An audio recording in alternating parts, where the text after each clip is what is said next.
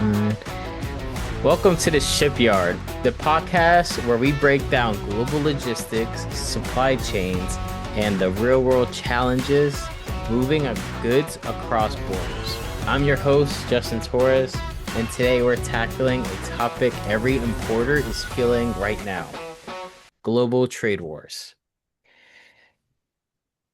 Joining me today is Caleb Noseworthy, who serves as our supply chain expert.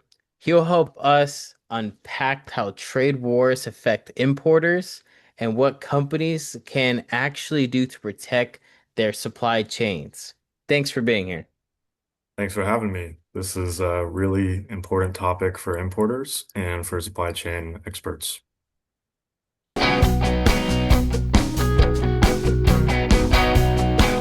To get started, could you walk us through what happened in 2025 as far as global trade war is concerned?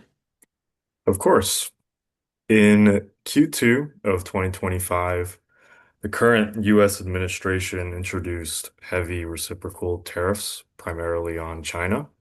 Now, China is a fantastic option for many firms looking to outsource manufacturing of their goods because Chinese factories are fast, responsive, and they produce high quality products. So when these tariffs surged to nearly 150% at their height, importers who rely on their Chinese lanes had to make quick decisions. For my company, whose volume at the time was about 90% Chinese containers, this meant holding vast amounts of cargo overseas to avoid paying the bloated duty rates. For us, it was over 60 40 high cube containers that we had over there. So it meant our demand analysts had to pivot and order from other countries to avoid stockouts at home. And when a temporary deal was struck, all of a sudden, every importer who decided to hold their goods overseas had only 30 days to get their freight out of China. So it was a mad dash to the ports and honestly, absolute chaos. That does sound like some chaos. What other issues did that present?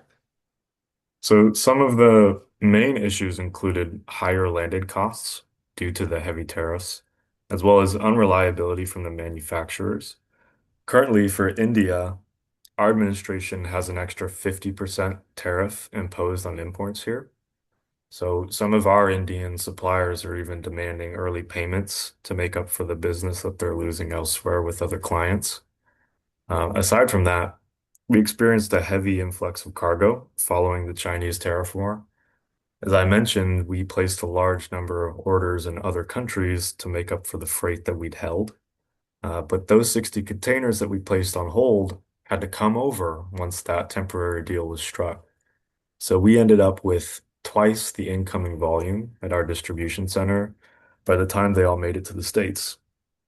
So that heavy congestion resulted in us racking up a lot of per diem fees from the ocean carriers and storage fees from the rail yard we use.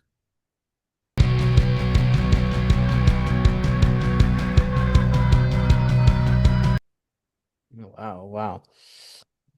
So in our logistics and supply chain textbook, uh, there is a big emphasis is placed on planning and risk management. In such an unstable climate, what can importers do to insulate themselves from these global events?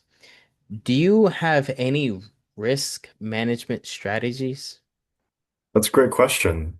The primary strategy would be to diversify your sourcing, of course. If you have all of your imports coming from one origin, you're leaving yourself with no options.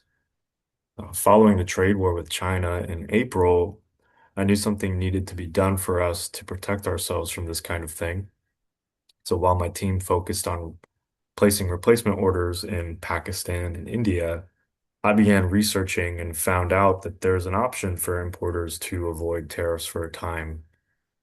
Customs bonded warehouses are facilities where a firm can store goods under bond, continue to make fabrications or alter the goods, which means you can do things like assembly, packaging, and other things like that. and not pay the associated duties until the goods are exported from the bonded facility. So this does three things for importers. One, it allows them to use the bonded facility as a sort of shelter. Having their cargo on US soil ensures a measure of security and ownership that leaving the product with their supplier does not. Two, it allows the importer to wait out the tariffs, giving them time to reduce. And three, it allows the importer to defer the duty payments for their containers. And that's honestly a game changer when it comes to cash flow for any company. Well, that certainly sounds like a great option. But there are some smaller firms that can't afford the cost of using a third-party logistic company, like you mentioned. Are there any other options for that bonded warehouse? Yeah, definitely. And great point. I looked into storage costs for my company in November when there was the threat of the Chinese tariffs surging again. We would have ended up paying almost $400,000 for just 6 weeks of storage. So that's when I found we could apply to designate our own warehouse as customs bonded through Customs and Border Protection themselves Mm. directly. So this would cut out the storage costs we would have to pay to a third party. It would also allow us to quickly access any cargo that was sitting under bonded status, pulling directly into our main stock only when we need it.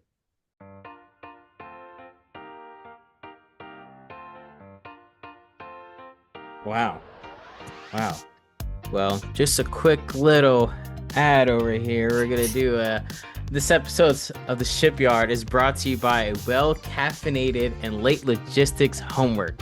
Hmm, Stick around for more real-world supply chain talk is coming up.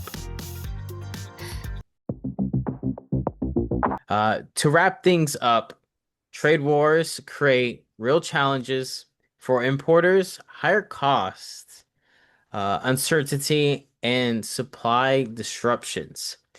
But with strong planning, diversity sourcing, and proactive risk management, companies can reduce the negative impact.